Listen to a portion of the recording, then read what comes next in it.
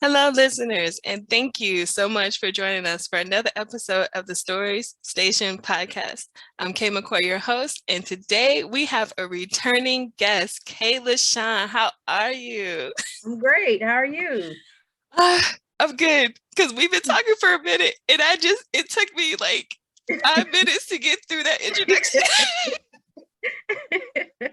But we're here. We're here We though. here, we out here, y'all. We good. So you have been extremely busy. I thought I was busy, but I be following you, low key stalking you on Not IG. stalking me. Just low key. Just It's a I little need to bit. It's see okay. just It's a little bit. So for those who have not seen your previous episode, go ahead, remind people who you are, what it is that you write, all that fun stuff. I am Kayla Shun. I write romance books, mostly contemporary Black romance. I have published, is it 9 books now? Nine Okay. books as of, yeah, Yeah. 9 books. I I love how published, you didn't know that. I had to think about it because I was like, is it 9? Yeah, it's 9 books now. My first, Hey. yeah, yes, yay. So wait, we talking like full novels or are we talking short stories? Because I've technically published 8, but only one novel. When let's see, I think two two I would consider short, and then the other 7 are like, wait, no, it's like 3 I would consider short, and then the other 6 are like not novellas and novels. Okay, so for y'all who don't know, um, she writes long novels. She out here trying to be Not cute and like low always. key. Not always. Okay, so for your novels, how many pages? We don't want to scare people with the word count, so we'll just say pages. How many pages were your last 2 novels? The most recent novel is almost 4. Oh, it's over 400 pages. That one So, came out in March. That was my last release. so for you serial readers, y'all know what a 400-page novel look like, okay? Mm-hmm. So y'all know what y'all signing up for. Right. But It's a big one. it's a big one. It's a big one. So Yeah. please tell us a little bit more about your recent novel because I haven't read it yet and I'm curious too. So the most recent book I put out was To Be Loved. It's book 2 in the Things Unseen series. It came out. So it's like it's a how do you is it considered like an interconnected? Because it's each book is a different couple, but Mhm. they're all like friends in like a friends group, I guess. That's And what I want to know too.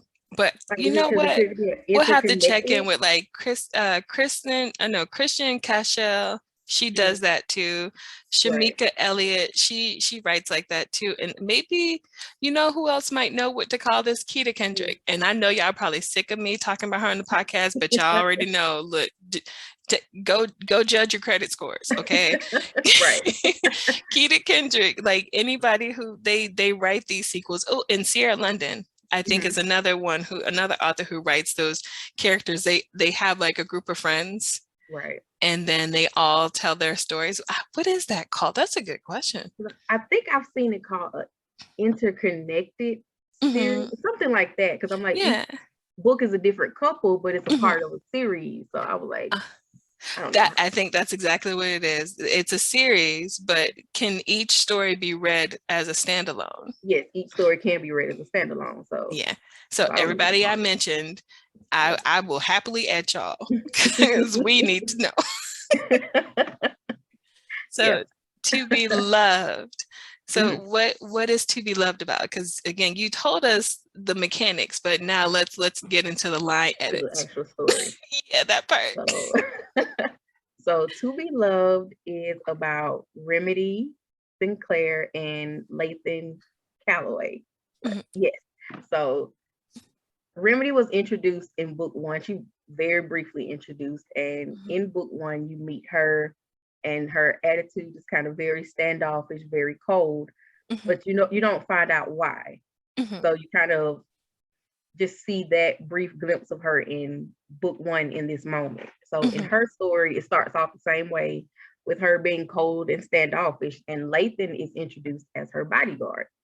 She is a CEO of a data analytics company. And she's had some threats in the past because some people just didn't feel comfortable with her taking over the data analytics world as a young Black woman. So she's had some issues in that world. So someone hired a bodyguard for her. And Lathan has been with her, I think, 2 years at the time the story starts. And she is just as cold to him 2 years later as she was on day one. She has a child-sized desk and chair set up for him in her office. And he's like 6'5", almost 260 pounds. Like, I thought I was petty. She's petty to this man, and he thinks it's hilarious, which makes her even madder. Like, of course it does, because she has to be that way. Yeah, she does. Like, the dynamic between them is interesting in the beginning.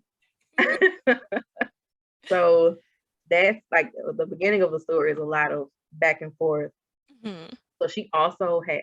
Do I want to give this part away? Let me think, because if I start talking too much, I'll start giving away spoilers. Okay, and you and I both are talkers too, and that's the thing. I'm like, hold on. So their dynamic. Let's see, how can we put this into like a blurb?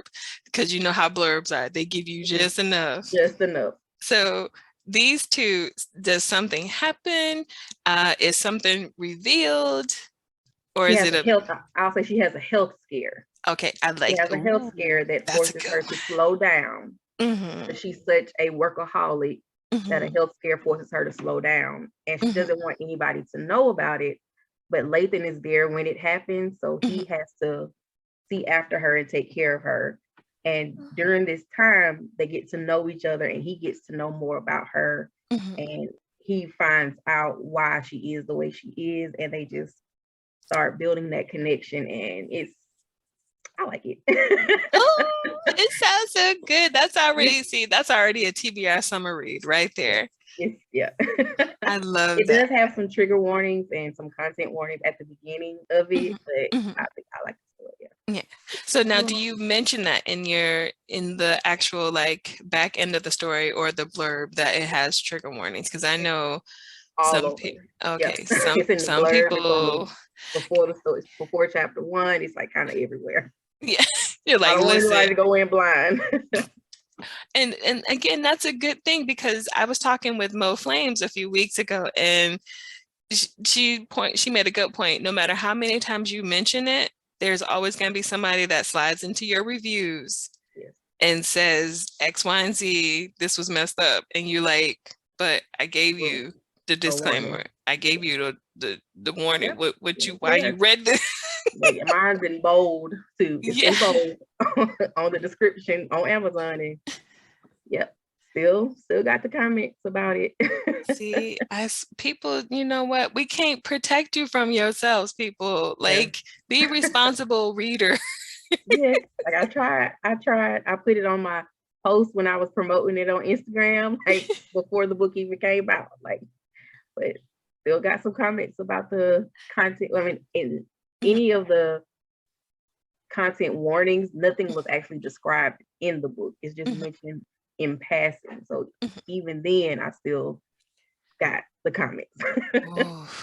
That's good. Yeah, that's a tough one for me, because again, my sequel has not been released yet. Honestly, I'm not going to release it until next year for my own personal reasons, but that's something that I'm worried about too, because I hint at something that happened in the past. So I'm gonna ask you, what do you do when you get those reviews, even though it doesn't necessarily take place in the book? It's something that you talked about that happened in the past. Like, how do you approach that when you see those reviews? Do you just keep it moving, or do you like make a note of that for your next story?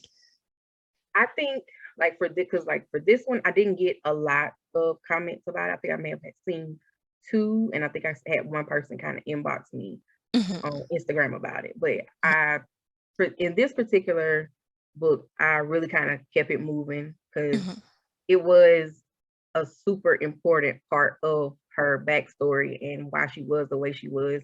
It really was almost like 90% of her personality. This was the reason why. So I don't feel like it was put in for shock value or anything like that. Like, so I was able to keep it moving when I read that, because I didn't go in detail. I didn't give graphic descriptions of anything. It was hinted at throughout the beginning of the book, and then once it was revealed, it still didn't go into detail. It was just mentioned, like I said, mentioned in passing and a quick description of it before, I guess I could say the healing from it started happening. So I didn't take it to heart. Like I said, I can understand some people still, it may hit them differently. So I respect that they may not have enjoyed even reading the description of it, but I can't take it to heart because I know, as I didn't go into deep details about it. So I was able to just keep it moving with that book right there. Okay, I'm gonna try to remember that when my book drops.